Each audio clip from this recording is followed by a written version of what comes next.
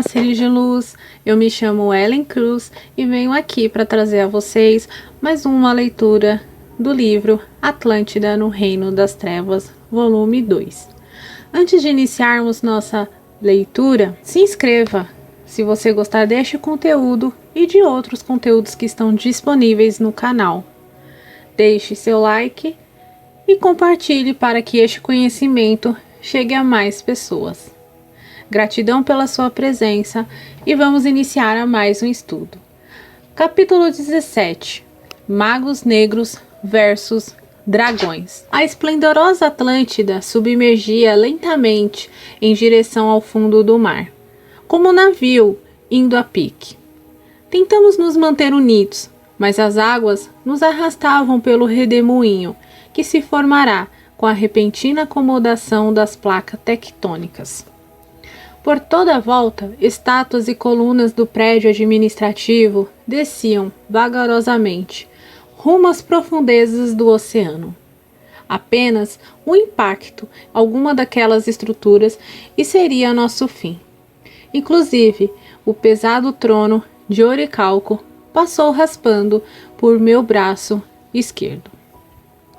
Milagrosamente, conseguimos evitar qualquer choque com aqueles milhares de entulhos, em meio à escuridão, cada vez mais intensa, à medida que afundávamos. Assim, depois de um tempo que não seria precisar, a grande ilha acomodou-se nas profundezas do Atlântico. Percebemos isso por causa do tremor sob nossos pés e pelo som surdo e fúnebre do impacto no fundo do mar. Logo ficamos aflitos para respirar. Além disso, a escuridão à nossa volta era angustiante. Meditei por alguns instantes e logo saí à procura de meus amigos nas profundezas do oceano. Mesmo em meio à escuridão, rapidamente encontrei as gêmeas. Fiquei impressionado porque era o mesmo que achar uma agulha em um palheiro. Sol era mais sensível e logo começou a entrar em pânico, desesperada para suprir seus pulmões com oxigênio. Sua irmã a acalmou, tentando equilibrá-la emocionalmente. Pouco depois, Rio se aproximou, trazendo nos braços Arnak, que já não resistia mais. Ele estava inconsciente e com os pulmões cheios d'água. A situação ficava mais aflita e caótica a cada minuto. Naquele instante, vários espíritos das profundezas do mar, da Ordem dos Dragões, aproximaram-se com máscaras de respiração artificial. Eles eram horrendos, com uma forma meio homem, meio animal. Possuíam características típicas dos répteis, peixes e anfíbios. Alguns outros não tinham pernas e sim patas de cabra, além de medirem 4 metros de altura.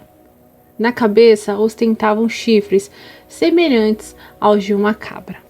As representações mitológicas do diabo na Terra têm sua origem na forma perispiritual desses espíritos que foram denominados dragões. Eles refletem em sua imagem a natureza animalesca de seu mundo interior. Os homens que os descreveram na Terra tiveram contato com eles no astral, durante o repouso do corpo, e depois recordaram inconscientemente para fazerem seus relatos. Já os magos negros foram descritos por esses viajadores do astral, com as características que seriam imortalizadas, posteriormente com um retrato perfeito dos misteriosos vampiros, belos, sedutores e insensíveis. E assim, caro leitor, que surgem as lendas, inclusive para evitarmos a degeneração natural do perispírito no plano astral. Em decorrência de nossas mazelas, elaborávamos catalisadores energéticos, que eram verdadeiros caixões, onde repousávamos com o objetivo de manter-nos belos dentro do possível, fraudando assim as leis do Criador, da mesma forma que fizéramos na extinta Atlântida. Porém, não passava de mera ilusão, O Espírito Criador permitia em silêncio nossas fraudes, faz o bom pai que aguarda em certas situações o natural amadurecimento de seus filhos. Ele fazia que um dia todos nós despertaríamos para o verdadeiro caminho e corrigiríamos nossos erros, sendo imensamente gratos por sua misericórdia para conosco no tempo em que vivíamos em sombras. Um desses dragões então falou-nos: submetam-se ao nosso comando e lhes permitiremos respirar aqui, mesmo nas profundezas do mar. Não há outra saída. Estamos muito longe da superfície. É impossível assim retornar a tempo. Sol teve impulso para jogar-se nos braços do ser grotesco, que aliás tinha 4 braços, com uma máscara de cada mão. Ela desejou pegar uma das máscaras, mas sua irmã a impediu, dizendo-lhe mentalmente: calma, maninha, essa aflição já vai passar. Vamos resolver isso entre nós. Lembra-se das advertências de Andrew. A loira querida pareceu compreender e aquietou-se nos braços da irmã, com uma expressão assustada. Meus olhos então foram se acostumando à escuridão do local e eu lhe disse: afastam-se de nós. Nós não submeteremos aos dragões. Somos magos negros atlantes.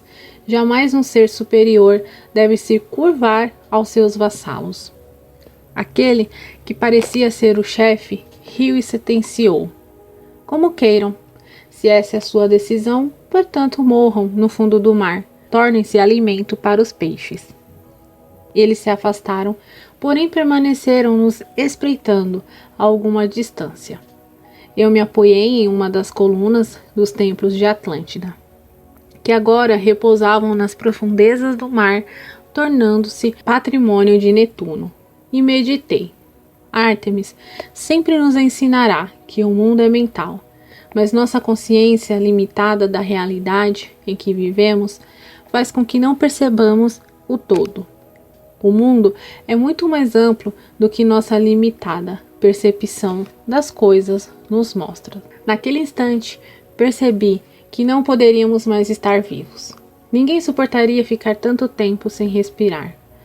Passamos um longo tempo submergindo até o fundo do oceano. Deveríamos estar a mais de 7 quilômetros de profundidade. Como poderíamos estar vivos? E também como foi possível termos nos encontrado tão rápido em meio àquela escuridão? Tudo parecia muito real, muito físico, mas estávamos já no reino do espírito. Sim, estávamos mortos. Essa era a realidade. Então, por que aquele desejo desesperado para respirar oxigênio, se nossos corpos orgânicos deveriam estar em algum lugar no meio daqueles entulhos gerados pelos terremotos e pelo posterior afundamento da grande ilha? Voltei-me para a lua e rio, que estavam mais lúcidos, e pedi para me observarem. Caso eu tivesse enganado, eles deveriam me socorrer.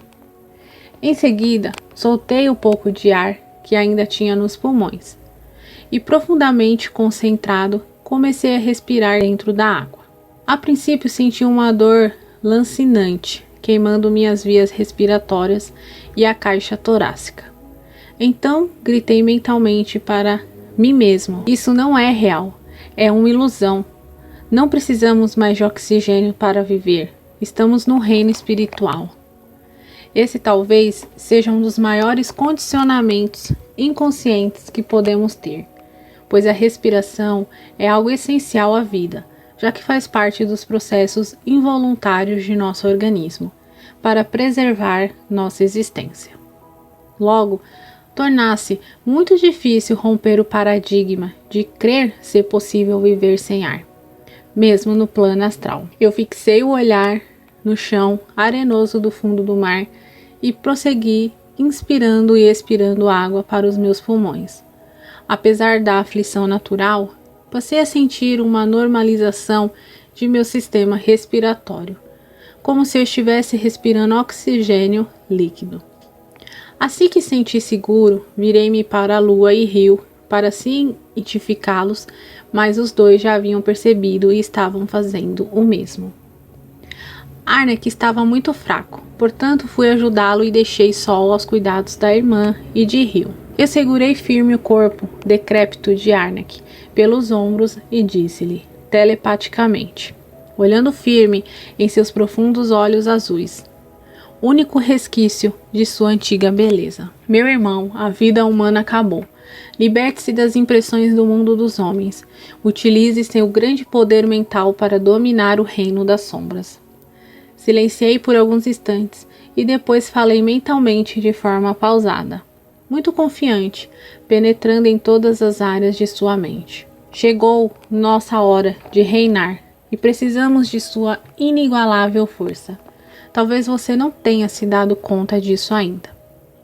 E gritando mentalmente para ele, ordenei, respire, respire, e enquanto respirava, recupere a esplendorosa beleza e força que você sempre idolatrou como se fosse divina. Ele atentou meu comando hipnótico e passou a respirar. No início, de forma sofrega, mas pouco a pouco foi se estabilizando, assim como acontecia com Sol naquele momento. A intensa hipnose com finalidade curativa que eu lhe dirigia fez com que os olhos apagados de Arnek, quase mortos, voltassem a brilhar como antigamente, em um azul celeste magnífico, e sua pele enegrecida e enrugada começou a recuperar-se rapidamente, causando-nos, ao mesmo tempo, espanto e alegria. Os dragões logo perceberam que estávamos escapando da armadilha emocional que nos aplicaram e partiram para um ataque direto. Mesmo sem termos nos recuperado plenamente, utilizávamos do vril, pela primeira vez no plano espiritual, impedindo seus ataques, mas ainda estávamos fracos e não adaptando ao mundo novo em que ingressávamos. Não conseguíamos neutralizar totalmente os ataques dos dragões. Neste momento, então, Atlas e os sacerdotes vermelhos surgiram e nos socorreram. Eles já estavam ali, mas nossa consciência ainda não os percebia. Eu sabia que o gigante vermelho não se curvaria aos malditos dragões. Assim como ele havia me prometido em vida, deu-nos o apoio necessário para nos libertarmos daquele assédio que poderia nos aprisionar por séculos, caso sucumbíssemos nas mãos daqueles monstros.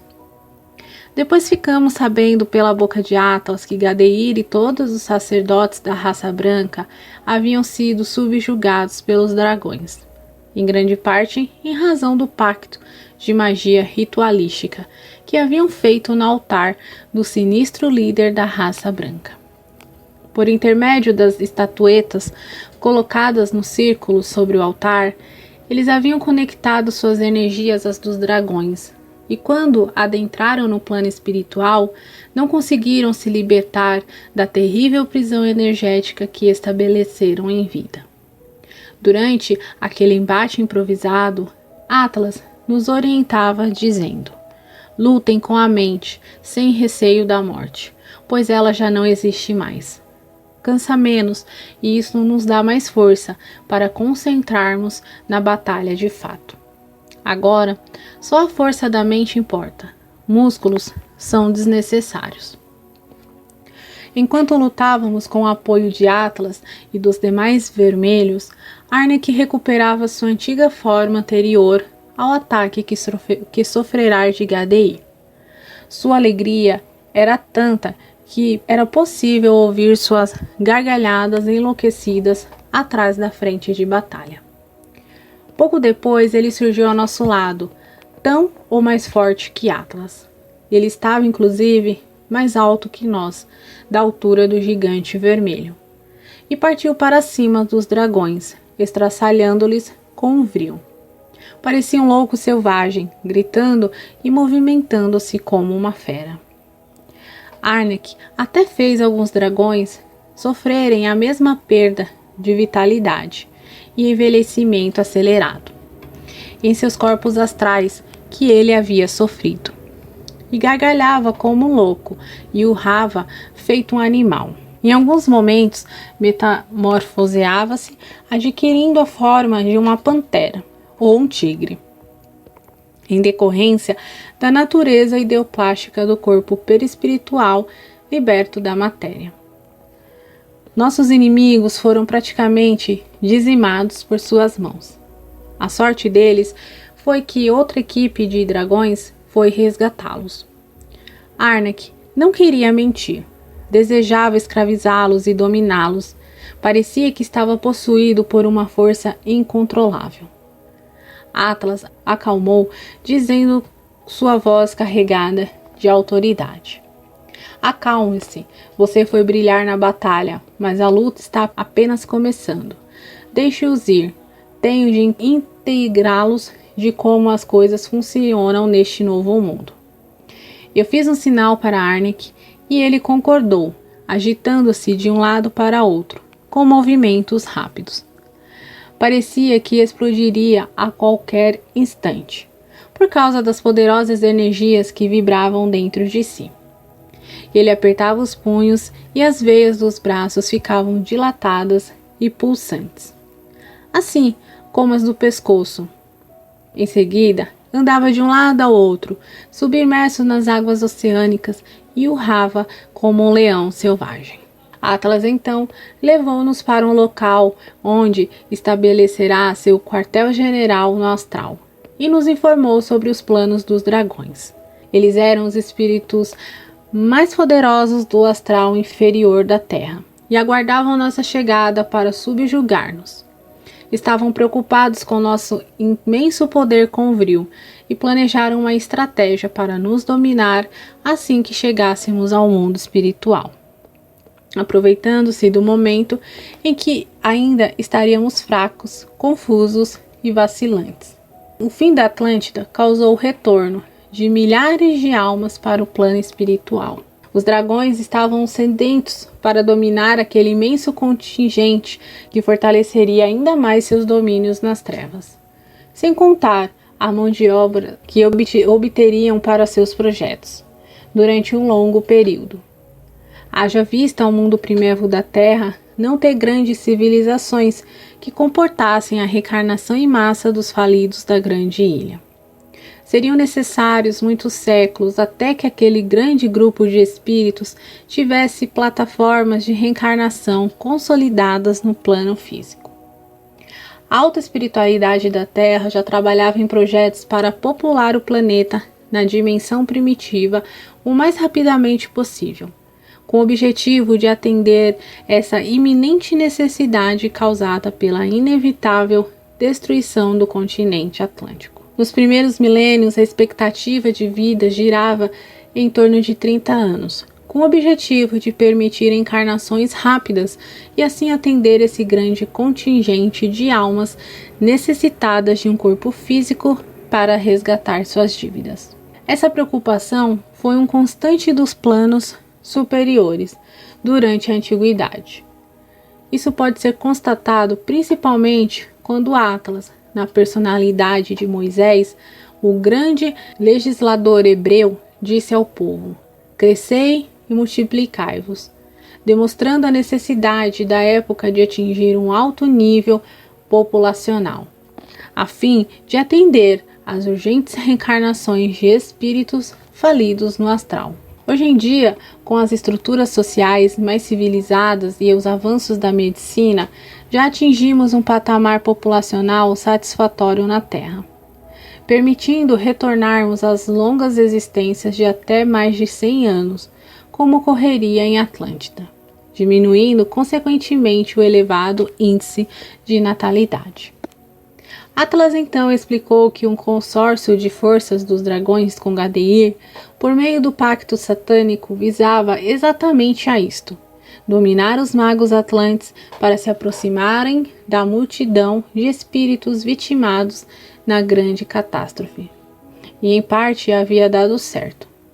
Gadeir e seus sacerdotes brancos estavam sob o domínio dos dragões, e para vencermos aquela batalha, precisaríamos resgatar nossos antigos inimigos.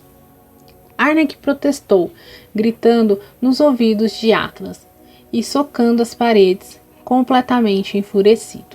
Você está louco? Somos seus inimigos. E ele o matou e quase tirou minha vida também. Como você ainda quer libertá-lo? Atlas concordou com o gesto, já acostumado com o estranho comportamento rude que Arnek demonstrava, e falou: sim, Formiga-Deir e sua turma apodreceriam nos calabouços dos dragões. Entretanto, precisamos de sua força e de seus sacerdotes para vencermos esse entrave com os dragões. Temos de ser pragmáticos. Agora precisamos eliminar nossos novos inimigos.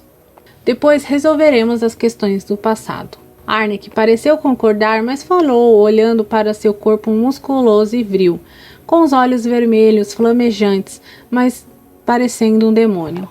Sim, eu concordo. Mas por mim, eu iria até o anto desses dragões e os destruiria com minhas próprias mãos. Eu quero o sangue dessas criaturas, despedaçá-los com minhas próprias mãos e meu desejo. As gêmeas me olharam preocupadas, mas não disseram. Libertar-se dessa subjugação é muito difícil. O sofrimento é penoso, por tempo incomensurável. E a tortura mental e psicológica que sofrem dessas entidades, algumas vezes, causa danos que exigem diversas encarnações para serem reparados. Se não precisássemos de Gadeir e dos sacerdotes da raça branca para vencermos os dragões, creio que teríamos abandonado aquela missão. Perdemos muito tempo tentando libertá-los. Os dragões perceberam nossa invasão e ali se iniciou uma extenuante batalha, onde tivemos de utilizar todo o nosso poder mental para não sucumbirmos às energias densas que recebíamos daqueles seres ferozes. Este é o termo mais adequado para descrevê-los. Eles eram piores que lobos raivosos.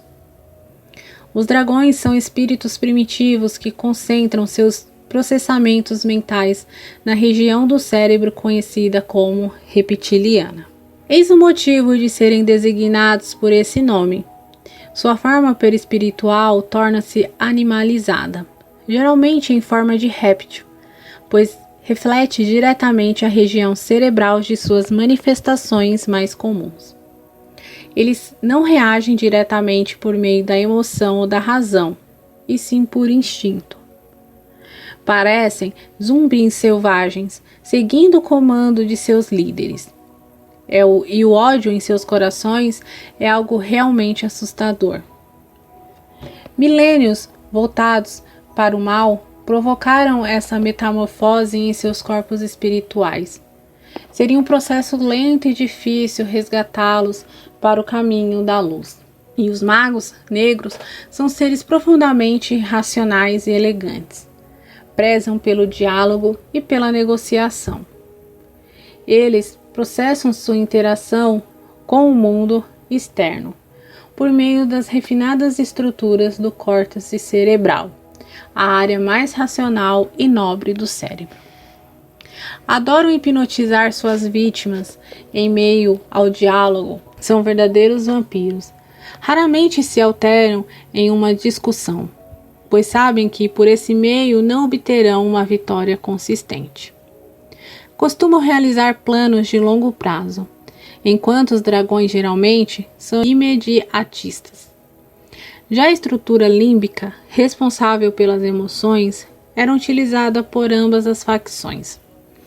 Porém, não tinha o resultado esperado. Sensações de medo, insegurança, tristeza e desconforto inexistiam nesse confronto. Era um combate genuinamente fundamentado na força e no poder. Isso foi uma surpresa para os dragões, que utilizavam esse expediente com os espíritos do mundo primevo que subjugavam. Eles estavam acostumados a explorar o medo de seus antigos inimigos e servos, mas não tiveram esse prazer conosco. Para um homem comum, 1000 vezes enfrentar um dragão, mesmo com toda a sua selvageria e seu horror, do que ter de confrontar um mago negro, que pode lhe servir uma xícara de chá de forma gentil, à tarde. No entanto, antes da meia-noite, terá possuído sua alma, sem que perceba, por envolvente hipnose. Felizmente, Galeato se recuperou do transe, pois era o mais lúcido entre nós, e nos deu o apoio que faltava para neutralizarmos a ação dos dragões e fugirmos daquele sombrio palácio subterrâneo, conduzindo todos os sacerdotes do Vril ainda fragilizados. Antes de escaparmos do covil dos inimigos, quando todos já haviam sido retirados, percebi uma criatura encolhida mais ao fundo, com o corpo enlameado e sofrendo estranha metamorfose. Eu me aproximei para ver se era um dos nossos e tive um choque. Era Electra. Apesar de Evelyn tê-la socorrido no momento de sua morte, a vibração densa de sua alma a tinha arrastado para as zonas das trevas, onde fora capturada pelos dragões. Eu olhei para seu corpo e percebi que ela ainda mantinha os efeitos da condenação por desagregação molecular que lhe infligiria. Mesmo depois da morte de seu corpo físico, o terrível processo continuava em seu corpo espiritual. A manipulação que eu havia reutilizado com o Vril fora tão poderosa que ultrapassou até mesmo os limites da morte. Meu sentimento de ódio e vingança por ela era muito grande. Eu então joguei seu corpo, enfermo ainda mais para o fundo, naquele calabouço horrível e disse-lhe: morra de corpo e alma, ser demoníaco. Ela apenas suspirou sem forças, com um olhar vidrado no infinito. Creio que não tinha nem condições de saber quem era seu algoz naquele momento, depois de tanto sofrer nas mãos dos dragões. Rapidamente galguei os degraus e quando estava me retirando junto aos demais magos negros, Atlas me interpelou com sua poderosa voz de trovão. Andrei, aonde você vai? Sem virar para trás, respondi-lhe: resgatamos todos os nossos iguais. É hora de partirmos. Ele me mirou com seu enigmático olhar hipnótico e perguntou com severidade: e por que Electra ainda está no fundo daquele ladoçal pestilento? Eu sacudi a cabeça entendendo onde ele desejava chegar e retruquei com certa irritação: não vou resgatar aquela cobra venenosa. Você está muito enganado se acha que poderá me convencer. O gigante vermelho apenas cruzou os braços sobre o peito e falou-me, olhando no fundo dos meus olhos: Andrei, precisamos vencer os dragões. Electra tem o poder com Vril. Não podemos nos dar ao luxo de prescindir de seu auxílio. E dando especial entonação na voz, concluiu: algum dia você vai perceber que esta é a melhor decisão. E enquanto procurar perceber isso, desça lá agora e traga para mim. Fiquei sem argumentos e desci lentamente naquele charco pestilento, olhando para ele de canto de olho, demonstrando minha indignação com sua arbitrária imposição. O poder mental de Atlas era muito forte para ser desafiado. Eu sabia que seria inútil protestar. Em seguida, dirigi-me até a parte mais funda da gruta e a carreguei para fora em meus braços. Cansada de tanto sofrer, ela aconchegou a cabeça em meu peito, como um cão ferido. Isso me fez ter um pouco de piedade. Seu corpo ainda continuava a se desfazer, causando-me repulsa e, ao mesmo tempo, comiseração. Eu rapidamente levei até Atlas e fiz menção de entregá-la a ele. O gigante apenas colocou a mão sobre o meu ombro e sentenciou: muito bem, Andrei, você pensou no coletivo. Leve-a ao nosso quartel-general nesta região. Ele então virou-se deixando-me atônito com aquele fardo nos braços. As gêmeas prontamente me auxiliaram a conduzi-la. Nós três carregamos nossa vítima em absoluto silêncio durante todo o percurso. Agora não nos dividíamos mais entre brancos e vermelhos. Éramos apenas os magos negros atlantes que trabalhariam coesos para estabelecer o império nas trevas. As diferenças entre Atlas e Gadi ficaram inicialmente sepultadas nas terras esquecidas de Atlântida. Nereu também esqueceu o ódio por Arnak, ainda mais que conseguiu encontrar Ariane no mundo espiritual e percebeu que ela estava bem melhor do que nós, sendo amparada por espíritos familiares que ela muito amava. Ao ver a irmã recuperada e feliz, tornou-se inclusive amigo de Arnak. Atlas prosseguiu sutilmente, convencendo-me a atender seus objetivos. Ele me persuadiu, com poderosos argumentos, a anular a ação inversa do Vril que eu havia realizado sobre Electra, desfazendo a terrível punição. Mais uma vez, olhando fundo em meus olhos, ele me questionou. Andrei, você vai curá-la agora ou vai esperar que os dragões nos levem ao limite de nossas forças para fazê-lo? Eu me aproximei de minha vítima, meio contrariado, e recordei-me de Evelyn, ajudando-a no momento da morte. Aquilo aliviou meu coração. Fazer algo que a alegrasse motivou-me a socorrer Electra. Eu sabia que minha vibração astral impossibilitaria um contato com Evelyn, mas me contentava em agradá-la à distância. Enquanto eu utilizava o Vril em sua forma sagrada, propiciando a cura de Electra, recordei-me das viagens que fazia com Evelyn, amparando almas sofridas pelo mundo. Aquela mesma onda de dúvida entre o bem e o mal voltava a assaltar meu coração instável. Porém, a luta precisava continuar. Não havia tempo nem espaço em nossas mentes para pensarmos no bem novamente. Era necessário estabelecermos nosso império no submundo astral. Em poucos dias, Electra estava restabelecida e com poder máximo. Ela agradeceu a intervenção de Atlas de joelhos, jurando-lhe fidelidade. Eu sentia que, apesar de tudo, ela também desejava obter meu perdão, mas não lhe dei essa alegria e continuei a odiá-la por milênios. Só conseguimos estabelecer uma relação harmoniosa novamente quando reencarnei como Ramadés e ela como Quermosa na época do faraó Akhenaton, conforme já relatado no livro Akhenaton, a Revolução Espiritual do Antigo Egito.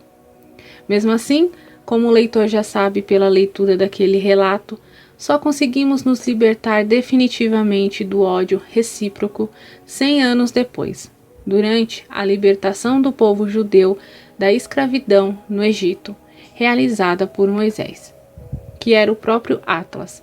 O mesmo me induzia a curá-la. Fato narrado nos livros Moisés, o libertador de Israel, em busca da terra prometida. A lei de ação e reação é perfeita, ligando-nos, vida após vida, aos nossos desafetos, até que nos libertemos dos grilhões de ódio que nos aprisionavam. Electra havia causado dor e sofrimento a Evelyn, mas esta não respondeu na mesma moeda, tornando-se livre de qualquer dívida kármica com aquela. Electra devia a lei e não a Evelyn, que não se sentia ofendida com a ação maléfica da preferida de Gadi. Assim funciona a lei. Somente quem se sintoniza com o mal está ligado a ele. Não necessariamente devemos reencarnar com desafetos. Isso ocorre somente se existe ódio entre as duas partes. Caso somente um cultive o rancor profundo, ele será ligado a pessoas que estejam nessa mesma vibração, para assim aprender a amar. A não ser que a vítima generosa deseje submeter-se a uma encarnação com seu algoz para auxiliá-lo a libertar-se de seu triste mundo de ilusões, que geralmente se baseia em sentimentos enfermicos. Foi o que fez Evelyn, reencarnando como filha de Electra na época de Moisés.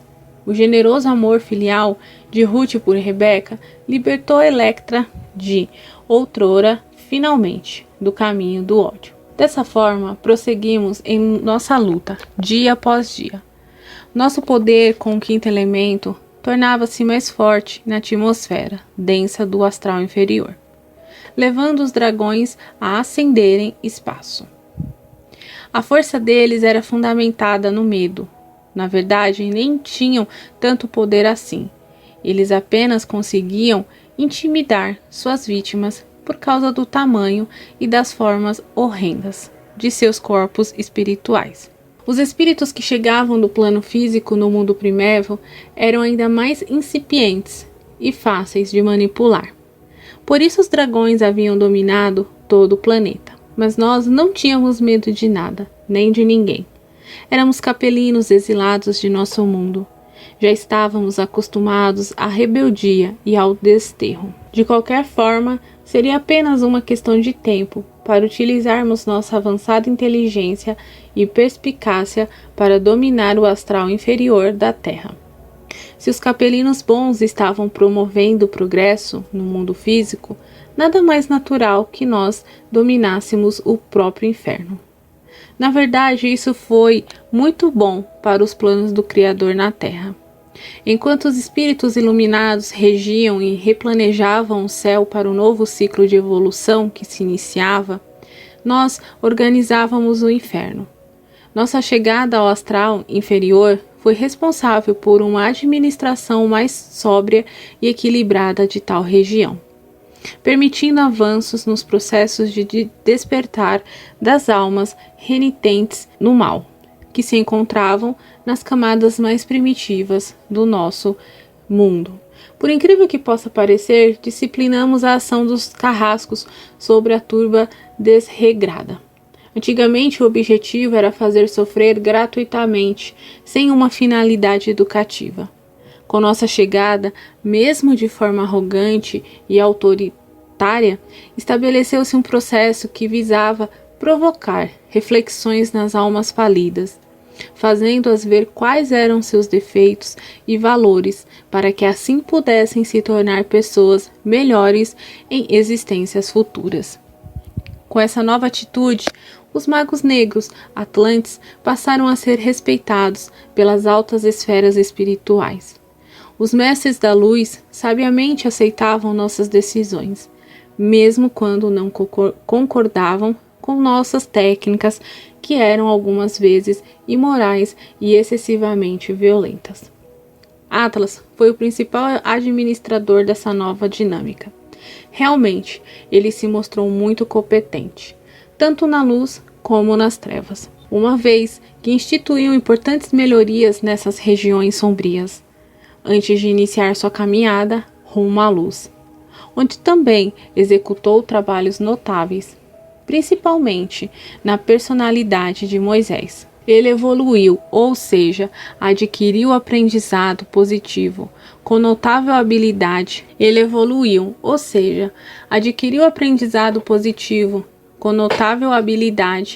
Pelas duas linhas, luz e treva. Assim, algum tempo depois, subjugamos completamente os dragões, os quais se tornaram nossos servos. Ora, eles, no mundo físico, ainda lutavam com tacapés, enquanto éramos senhores do Vril em Atlântida. Como poderiam vir a nos dominar? Isso seria inconcebível.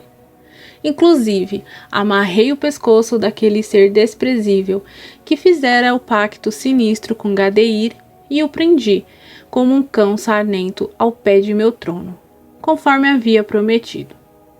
Mas logo o libertei. Gostava de pessoas bonitas, luxo e requinte ao meu redor. Além disso, ele não combinava com o mobiliário do palácio que erigi no astral, ao lado das gêmeas. Arnak e Rio também construíram seus impérios particulares. No início, dividimos o reino dos magos atlantes entre os mais poderosos, Atlas, Gadeir, Galeato, Patauer, Rio, Arnak e eu e as gêmeas. Electra preferiu ficar a serviço de Gadeir, seu grande mentor, mesmo tendo anteriormente jurado fidelidade a Atlas. Ela era assim mesmo, não era uma pessoa em que se poderia confiar, mas tudo isso é passado. Hoje em dia, todos nós estamos mudados. Depois da vitória sobre os dragões, coube-nos apenas manter e administrar nossos reinos. Aparentemente, tranquilidade fez com que Arnek e Hill passassem a se preocupar apenas com as conquistas, submetendo diversas mulheres aos seus comandos. Outras, tantas corriam atrás deles, enlouquecidas de paixão. Já as gêmeas e eu resolvemos criar um mundo ilusório, onde tínhamos até mesmo nossas praias ensolaradas, mesmo em zonas profundas do astral inferior. Sol adorava o astro-rei e não poderia viver sem a força da luz solar. Vivíamos como reis, tendo todo o luxo, o conforto e o requinte que desejávamos. Nosso poder mental se expandirá de forma impressionante no plano espiritual, permitindo-nos criar absolutamente tudo o que queríamos. Sabíamos que na condição de filhos de Deus, éramos co-criadores do universo. Entretanto, utilizávamos esse poder que faz parte da essência de todos os filhos de Deus, somente para criar coisas do interesse de nossos próprios egos. Atlas e Gadeir, sempre sedentos por poder, tiveram seus atritos por séculos, mas nada que fugisse à realidade cotidiana nas regiões do astral inferior, onde poder, ambição e rivalidade são uma constante. Com o passar do tempo, todos aqueles que foram treinados pelos genuínos magos negros Atlantes receberam essa mesma denominação, mas, em sua maioria, eram apenas antigos Atlantes que nunca possuirão poder nenhum com o Vril. No entanto, destacaram-se na complexa hierarquia do lado negro, no transcorrer dos milênios. E assim foi, passando, sem muitas novidades, até que certo dia fui comunicado de um fato notável. Atlas havia abandonado seu imenso império para retornar ao caminho da luz. Ele aceitará um convite de Ártemis para reencarnar no plano físico e auxiliar no progresso da humanidade. Isso ocorreu em torno de 2000 anos após a submersão de Atlântida. Eu já havia até esquecido o nosso passado, mas nunca mais me lembrará de Ártemis ou até mesmo de Evelyn. As gêmeas e eu havíamos criado um mundo só nosso, muito feliz, e isso me bastava. Com elas ao meu lado, tinha tudo o que precisava e o que poderia desejar. Apesar de termos ficado impressionados, não demos muita importância ao retorno de Atlas, mas Gadeir, seu maior rival, obteve poder quase que total no astral inferior. Naquele período, Arnek também começou a se sentir cada vez mais desejo de poder e passou a subjugar-nos em uma tentativa de rivalizar com Gadeir. Eu procurei reagir, mas tinha uma grave falha para quem desejasse ser senhor da escuridão. Eu amava as gêmeas e temia por elas. Esse sentimento fraterno de querer bem enfraquece as forças dentro da esfera do lado negro. Arnek não se importava com nada nem ninguém. Logo, seu poder aumentava dia após dia de forma assombrosa. Ao contrário dos seres trevosos que têm um corpo espiritual mutilado ou então adquirem a forma de esqueletos, Arnek se tornava mais belo e sedutor a cada novo milênio, tudo em razão do grandioso poder de sua mente e dos caixões de revitalização energética com Vril na esfera espiritual. Em pouco tempo, ele terminou dominando todos os componentes do antigo grupo dos dois triângulos, quebrando nossa sagrada amizade. Ele estava enlouquecendo porque nada mais lhe satisfazia, assim como uma criança mimada que recebe tudo dos pais sem esforço nenhum. Eu então disse-lhe com voz fraternal, lembrando-lhe de nossa longa amizade: "Por que você está fazendo isso, Arnek? O que temos aqui, além de ilusão? A única coisa real é a nossa amizade. Não jogue fora a única coisa que ainda temos de valor, aquilo que nos faz diferentes desses seres infelizes que habitam esta região." Ele ficou pensativo e eu prossegui: "Tenha o que quiser, seja o senhor de tudo que construímos, mas não destrua nossa amizade. Só temos isso para nos agarrar na alegria e na dor. Sem isso, enlouqueceremos. Quero continuar chamando-o de meu irmão, por tudo que há de mais sagrado. Não destrua isso.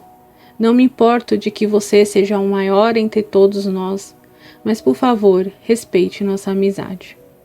Ele refletiu por alguns instantes e disse-nos que pensaria sobre aquilo no momento oportuno. Jamais reconheceu aceitar o que eu lhe disse, mas pouco a pouco foi nos libertando, restabelecendo nossas igualdades de condições como era desde o princípio. Arnak sentia saudades de nossas conversas amigáveis, momento em que podia contar suas façanhas. Só voltamos a tratá-lo como um irmão no momento em que nos libertou definitivamente. A personalidade de Arnak é tão complexa que ela, por si só, já daria um bom tema para um livro inteiro, de muitas e muitas páginas. Nossas existências em Atlântida e posteriormente no Reinado das Sombras foi tão marcante que ainda hoje, mesmo depois de toda essa caminhada de volta, ainda é difícil nos libertarmos de alguns dos resquícios de egocentrismos e soberba que adquirimos naquele longínquo período. Tínhamos todo o poder aos nossos pés, e assim ficamos mergulhados por milênios dentro de uma estrutura ilusória que parecia ser muito mais atraente do que a vida aparentemente submissa daqueles que procuram a maior vitória, que é a vitória contra si mesmo, libertando-se do ego e das imperfeições da alma. O poder e o excesso de conforto cegam. Muitos séculos foram necessários para descobrirmos o caminho da verdadeira felicidade. Mas tudo isso foi fruto também de nosso avançado conhecimento e capacidade. Se fôssemos seres comuns e sem todo aquele poder, talvez rapidamente colocássemos o rabo entre as pernas e regressássemos para o caminho correto, de onde não deveríamos ter nos afastado, naquela importante existência na extraordinária Atlântida. Em algumas épocas desse longo período, as altas esferas espirituais da Terra tentaram nos impedir reencarnações compulsórias, mas nós abordávamos os fetos nos úteros de nossas futuras mães, impedindo o definitivo aprisionamento em um corpo físico, que poderia ser o início de nossa remissão.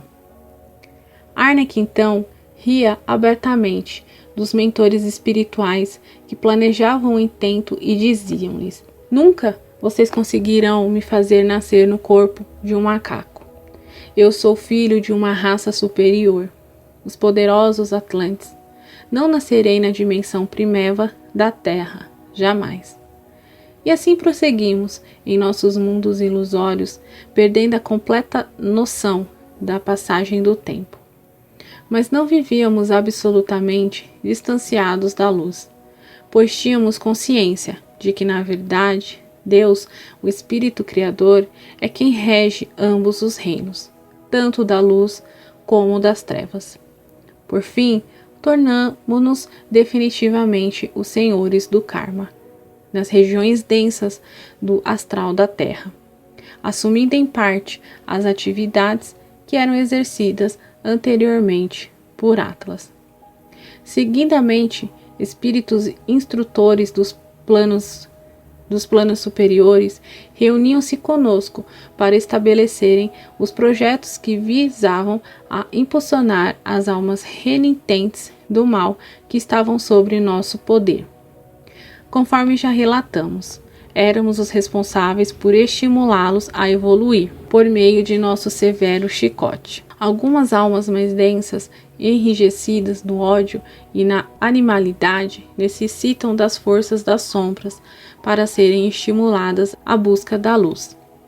E sabíamos que Deus utilizava-se de nossos domínios para promover o progresso de toda a sua criação. Respeitávamos isso e nos sentíamos honrados em auxiliar. Era uma forma de justificar nossa condição desvirtuada. O que fazer com quem comete violências gratuitas e abusos contra menores e incapazes? O lado da luz sabia que estes deveriam ficar sob nossos cuidados. O lado sombrio saberia como estimulá-los a uma nova conduta. por intermédio da dor e do sofrimento. Nós não executávamos esses processos pessoalmente, pois não desceríamos a tal nível. Nossos capatazes eram encarregados disso, seguindo nossas diretrizes à risca. Como tínhamos muitos espíritos sobre nosso domínio, não nos importávamos em libertar grandes levas gradativamente, permitindo-lhes novas experiências no plano físico, no decorrer dos séculos. Já os dragões não entendiam esse processo e confrontavam os trabalhadores da luz, estabelecendo graves transtornos no astral. Várias vezes tivemos de interferir em favor da luz, e como os dragões não temiam, terminavam cedendo. GDI, com o passar dos séculos, também causou alguns atritos, extrapolando sua esfera de ação, rompendo acordos que tínhamos estabelecidos com a luz. Mas as coisas estavam contornadas sistematicamente pela sabedoria dos espíritos superiores. Até hoje em dia, a ação dos magos negros atlantes é pouco compreendida. O lado negro nada mais é que a outra face do lado da luz. São espíritos que possuem sabedoria milenar, no entanto, seguem um processo evolutivo alternativo. Necessariamente deverão caminhar pela trilha da luz para desenvolverem o amor, mas estão adquirindo uma importante evolução consciencial, também na estrada das sombras. Tudo é uma questão de tempo, e Deus sabe bem como utilizar todos os seus filhos, seja em que panorama for. É lamentável, portanto, observar, às vezes, alguns doutrinadores espíritas tentando catequizar espíritos desse quilate com uma retórica ultrapassada e pouco consciente. Eles conhecem tudo o que falamos com mais profundidade que qualquer encarnado. Apenas estão trilhando por outro caminho. Para trazê-los para a luz, devemos estabelecer uma ligação de amor, respeito e consideração, compreendendo que eles são tão filhos de Deus quanto aqueles que seguem pela seara da luz. Infelizmente, algumas criaturas despreparadas os tratam como criminosos, desprezíveis e, com isso, colocam todo o trabalho da alta espiritualidade a perder. Em certas ocasiões, eu presenciei médios sendo condicionados a submeterem-se à pobre retórica de doutrinadores desesperados, estabelecendo uma comunicação anímica, enquanto o mago negro virava as costas e dizia para os mentores espirituais que daquela forma não era possível dialogar. Lamentavelmente, alguns médios não compreendem que necessitam estudar muito para melhor servir os planos espirituais, por meio dessa abençoada faculdade que é a mediunidade. Creio que foi assim que conseguimos levar Arnek de volta ao caminho da luz. Posteriormente, depois de 10 anos de trabalhos neste sentido, somente nesta atual vida, sempre respeitando suas considerações, ouvindo e reconhecendo seu valor. Fomos cativando seu coração e trazendo para o nosso lado. Em um primeiro momento, ganhamos seu apoio para ações conjuntas do bem no reino das sombras e depois libertá-lo definitivamente do caminho do mal. Esse foi um esforço que também levou muitos séculos no plano espiritual. Não se convertem espíritos com tal bagagem espiritual em 2 ou 3 sessões mediúnicas. Outro fator que facilitou esse trabalho foi o fato de eu ter sido um mago negro atlante no passado. Eu entendia bem seus anseios e suas dificuldades para retornar ao caminho da luz. Nossas histórias eram muito parecidas.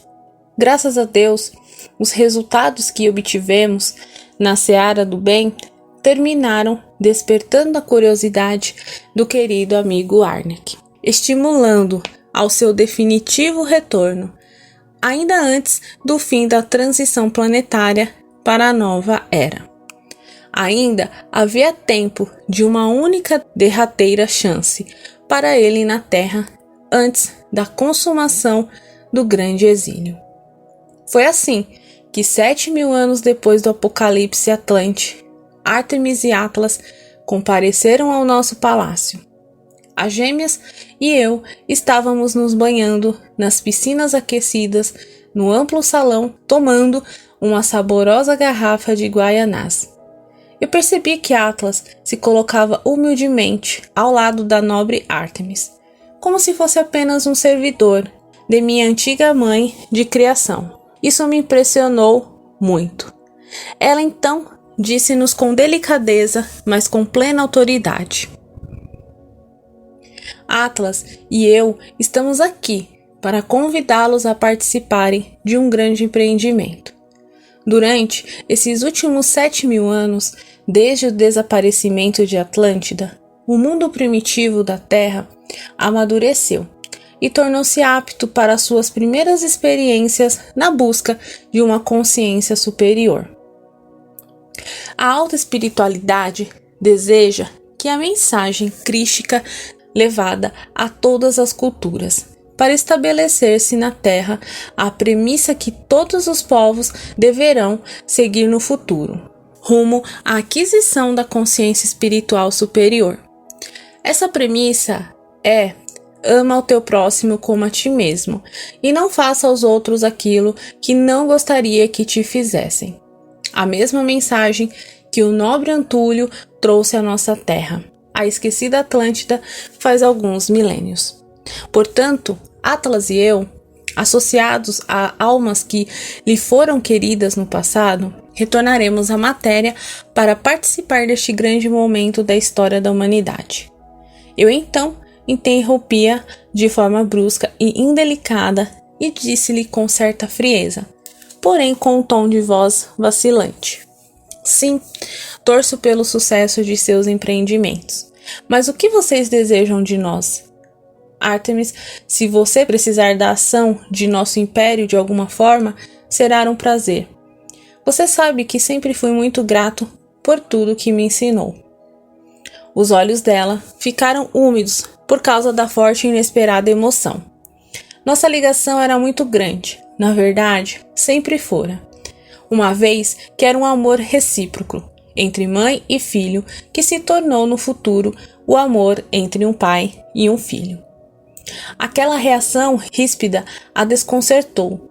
Naquele instante, Atlas percebeu que era o momento de tomar a palavra para si e falou: Andrei, o trabalho que os grandes mestres que lhe foram tão caros no passado realizarão será de natureza puramente espiritual.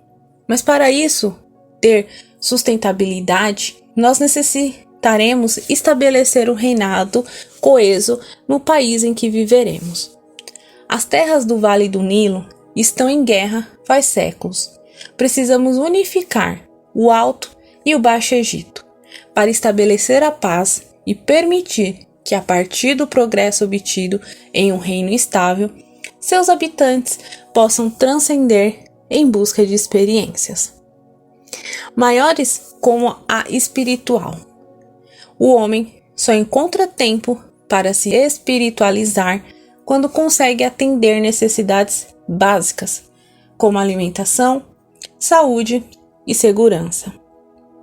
Portanto, reencarnarei entre eles e tomarei o centro do poder em minhas mãos, para estabelecer um reinado justo e coeso, abrindo espaço para que os grandes mestres da espiritualidade façam seu trabalho em um terreno fértil e estável.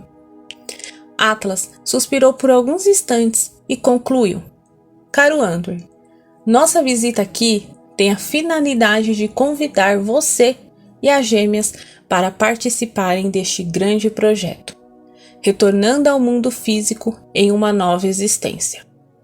Eu ficaria muito honrado de tê-lo ao meu lado nessa empreitada, caro irmão, Eu preciso de líderes eficazes e que tenham personalidade cativante para comandar exércitos. Você, Sol e Lua são notáveis nesse quesito. Ele então silenciou esperando nossa manifestação. As gêmeas e eu cruzávamos olhares, levemente emocionados com as palavras do grande guerreiro. Depois de refletir por um tempo, deixei o orgulho falar mais alto e respondi-lhes: não temos nada a fazer nesse mundo primitivo, e pouco nos importa o futuro desses seres grotescos. Para mim, a existência humana morreu com o fim de Atlântida. O mundo primevo não é vida, desejo-lhe sucesso.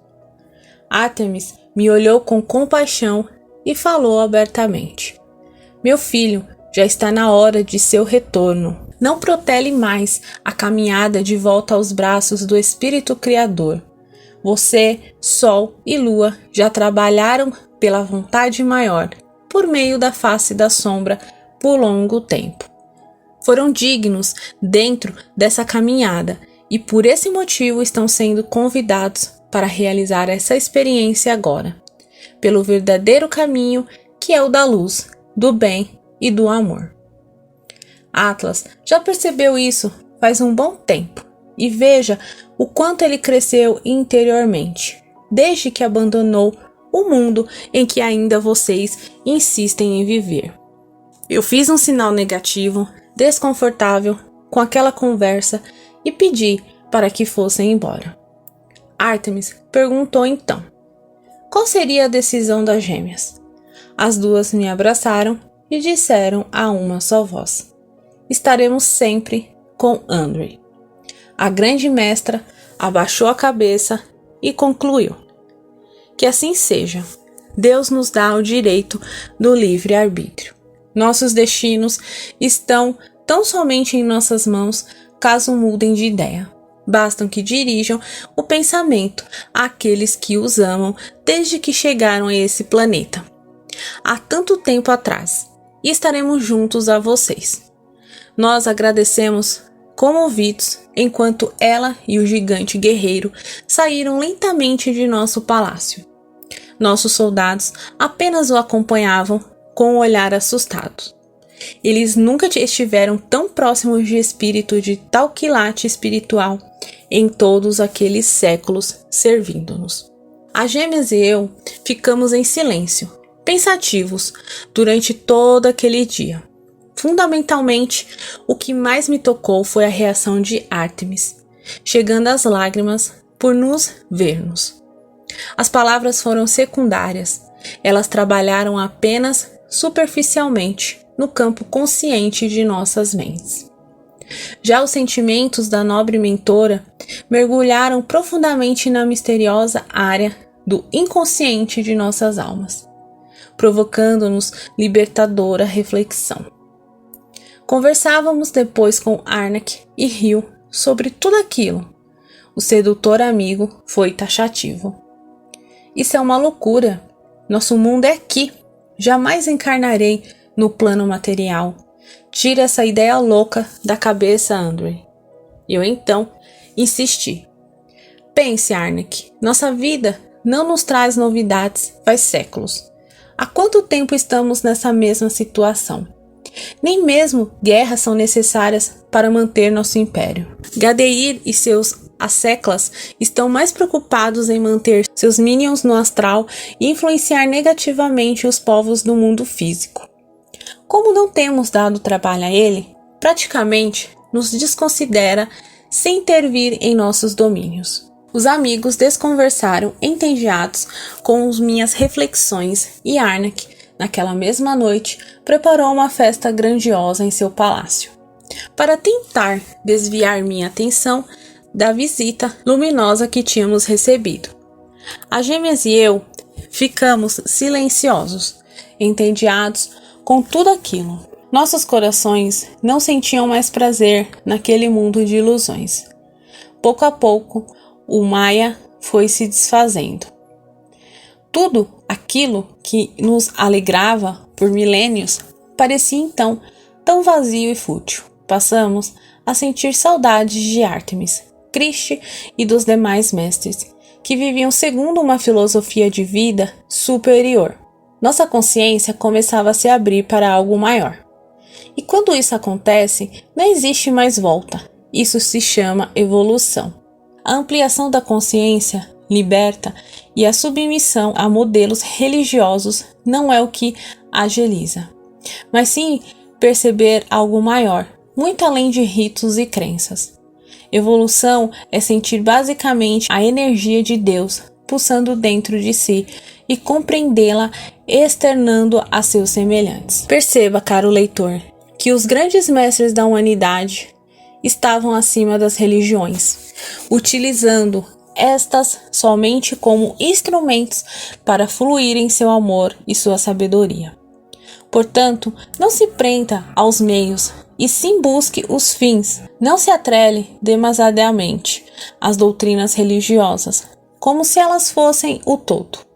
Elas são apenas os meios pelos quais evoluímos nossa consciência, para melhor compreendermos Deus. As religiões são instituições humanas, e as mensagens incolumes dos grandes mestres que procuramos resgatar por meio de nossos relatos e que foram divinas, pense sobre isso. As religiões são como rodinhas auxiliares de uma bicicleta infantil. Quando aprendemos a nos equilibrar, não necessitamos mais delas. Insistir em manter essas rodinhas após aprender a andar de bicicleta prejudica e atrasa o deslocamento, fazendo-nos perder os melhores momentos do passeio. A aquisição da verdadeira consciência espiritual nos faz compreender os caminhos que devemos seguir para alcançarmos a verdadeira felicidade, independentemente de crenças sectárias. Aquele que se liberta do mundo das ilusões e de seus traumas inconscientes torna-se um iluminado, percebendo o todo como ele realmente é, sem as distorções típicas decorrentes de nossas percepções limitadas. É por isso que os iniciados costumam afirmar que os grandes mestres enxergam a face de Deus. Esta é uma simbologia para explicar que eles compreendem o Criador e seu grande projeto de forma mais ampla que a humanidade em geral. No final da noite, voltamos para nosso palácio e nos deitamos silenciosamente no imenso leito nupcial dos aposentos reais.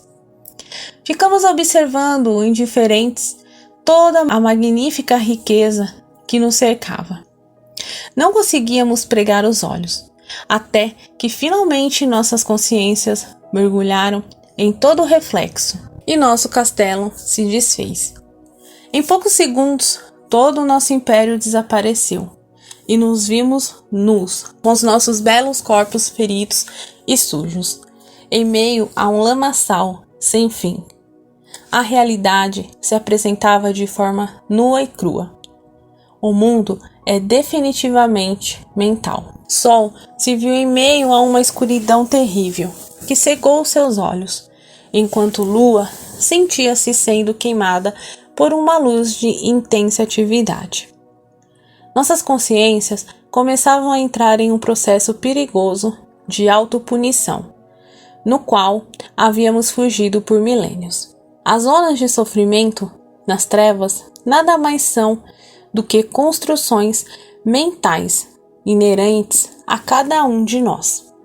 Luz e treva são apenas reflexo de nossa forma de ver e agir no mundo conforme nossas crenças.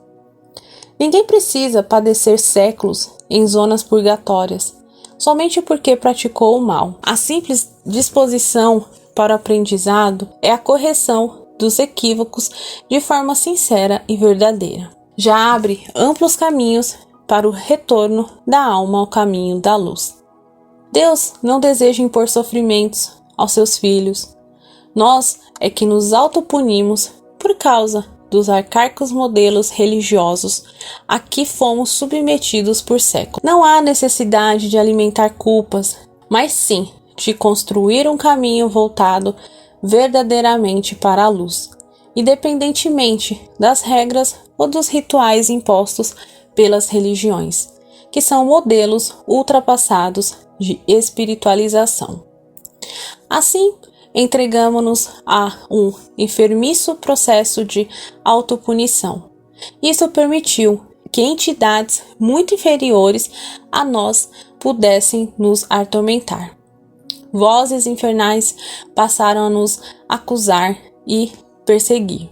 Fizemos muitas maldades, coisas terríveis, nesse longo período nas trevas.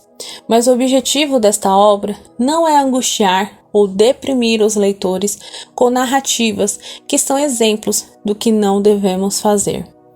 A finalidade deste livro é convidá-lo a uma reflexão sobre nosso comportamento evolutivo no transcorrer dos séculos. Além disso, sinto certo desconforto em narrar meus crimes.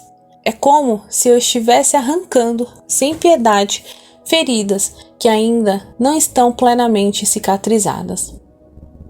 Peço ao leitor que se compadeça da fraqueza deste escriba que lhes narra e perdoa-me por não descrever claramente até onde nossas almas descerão durante esse distante período sombrio de nossas existências.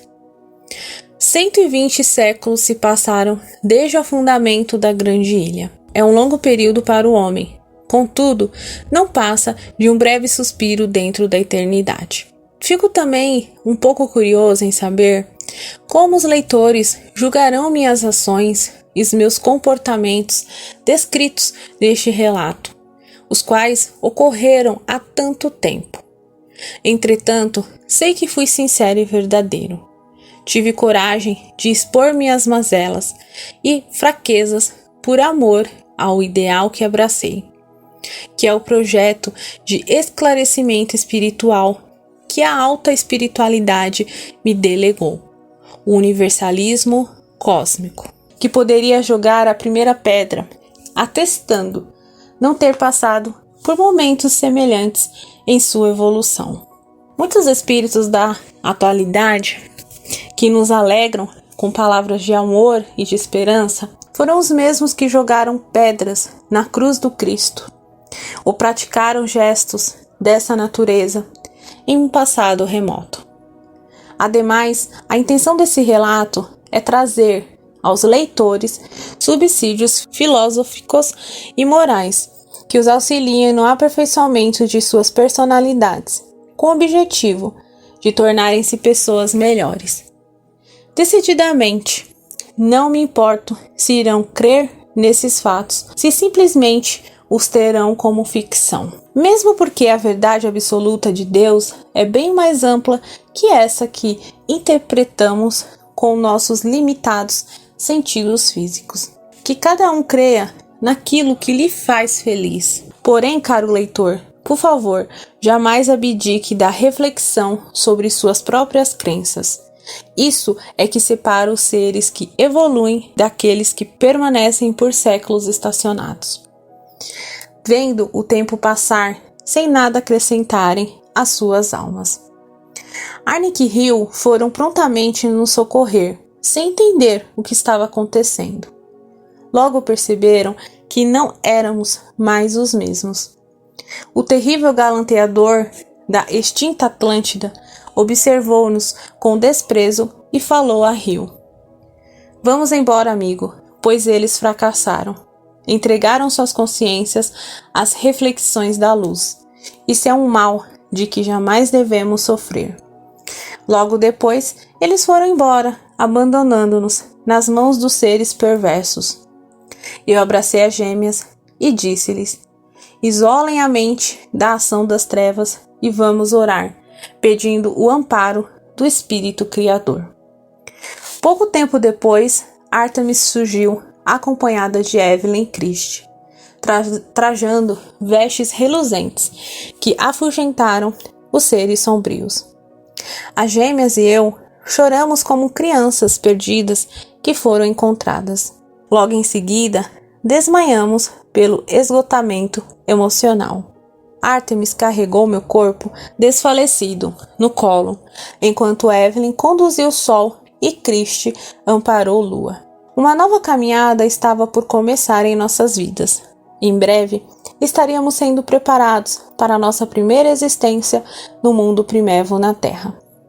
No entanto, os mestres entenderam que seria melhor reencarnarmos separados. Os 7.000 anos que passamos unidos haviam criado elos inquebrantáveis entre nós. Éramos como trigêmeos siameses. Não conseguíamos ficar longe uns dos outros por mais do que 30 minutos, pois sentíamos um esgotamento energético inexplicável. Fazia milênios que dormíamos todas as noites com os corpos entrelaçados e vivíamos diariamente sempre unidos. Não sabíamos mais viver sem estarmos juntos. As pessoas, quando têm relacionamentos afetivos e sexuais muito intensos, terminam agregando em si as características e os traços da personalidade umas das outras, inclusive por terem ligação energética muito próxima. Terminam gerando compatibilidade para transplantes de órgãos, mesmo não tendo a mesma herança genética, por causa da fusão de auras em que vivem. Reencarnamos então em tribos diferentes do dividido Vale do Nilo. Eu reencarnei próximo a Atlas, Sol e Lua em tribos separadas também, porém no Alto Egito. Mesmo assim, nossa ligação era muito forte e logo nos descobrimos. Intuitivamente, mesmo a quilômetros de distância, e voltamos a formar uma tríplice casal, lutando ao lado do grande faraó Menes, que era Atlas reencarnado. As duas eram hábeis guerreiras, dominavam o arco e a flecha como ninguém, ganhando a confiança do terrível Menes, que admirava grandes guerreiros e guerreiras. Junto a eles unificamos o Alto e o Baixo Egito, abrindo as portas para o desenvolvimento da maior civilização da antiguidade. Ártemis, naquele período, reencarnou como Tote, que viria a ser posteriormente endeusado como o deus da escrita e da sabedoria entre os egípcios, por causa de sua sabedoria fantástica para a época. Fato que permitiu grande avanço espiritual durante um longo período da história da terra de Quemi. Tote seria conhecido no futuro pelo nome de Hermes Trismegisto, o 3 vezes grande, por causa do intercâmbio com a civilização grega. Durante o período da dominação dos gregos sobre os egípcios, o deus Tote foi assimilado ao deus Hermes dos gregos, e desse sincretismo resultou a denominação Hermes Trismegisto, que é o nome de nosso sábio orientador e coordenador do projeto Universalismo Crístico na Terra, utiliza até os dias atuais. Mas essa é outra história, que futuramente poderemos contar, se for da vontade do Espírito Criador.